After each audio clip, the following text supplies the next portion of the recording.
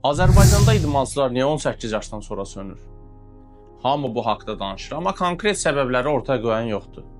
İndi faktlarla danışacağam. Birinci fakt, idmançının erkən pikə çatması. Bəziləri soruşacaq, idmançının piki nədir? Pik, idmançının fiziki, texniki və psixoloji olaraq ən yüksək səviyyəyə çatdığı dövrdür. Normalda bu 20-25 yaş aralığında baş verir. Bəs bizdə nə olur? Uşaqlara 10-12 yaşdan bəri həddindən artıq yük verilir. Araşdırmalara görə erkən yüklənən idmançılar 16-18 yaş aralığında pikə çatır və sonrasında geriləməyə başlayır. Məşqçilər medal üçün uşaqları erkən pikə çıxarır. Nəticə 15 yaşında Azərbaycan çempionu, 18 yaşında bitmiş idmançı. Əsas səbəb nədir? Elmi yanaşmanın olmaması.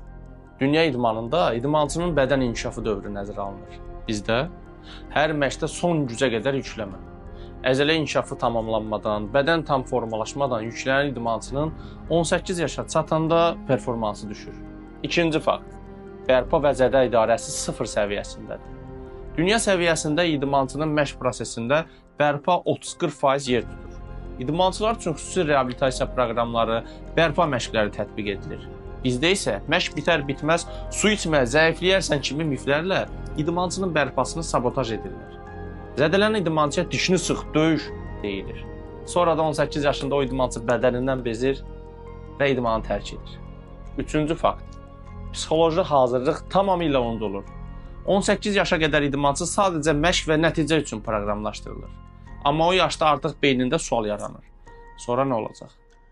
Motivasiya düşür, çünki idmançının gələcəyini düşünən yoxdur. Qlobal səviyyədə psixoloji dəstək idmançının hazırlıq prosesinin 30%-ni təşkil edir.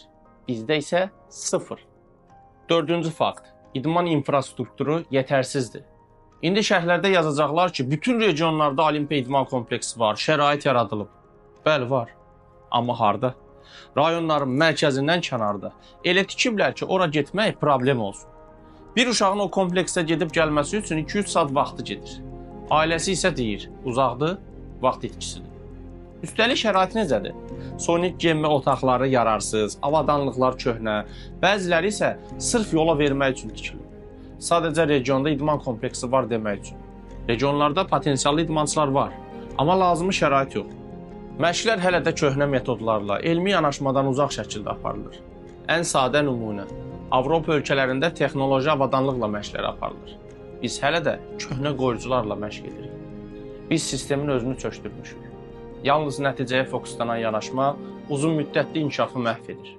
18 yaşda idmançı ruhən və cismən tükənir. Qalır ya idmandan uzaqlaşmaq, ya da təsadüfi yarışlara qatılıb köhnə uğurlarla öyünmək. Nə etməliyik? Uşaqları erkən yaşda yarış üçündən qoruyub, texniki və fiziki hazırlığa fokuslamaq. Bərpa və psixoloji hazırlığı sistemə daxil etmək. Olimpiya idman kompleksləri, idman zalları mərkəzi, əlçatan yerlərdə olmalı və onları keyfiyyətli avadanlıqlarla təmin etməli. İdmançıları motivasiya edən və onların gələcəyini düşünən sistem yaratmalı. İdmançının uşaq vaxtı yox, böyüyəndə zirvədə görmək istəyiriksə, bu yanaşmanı dəyişməliyik.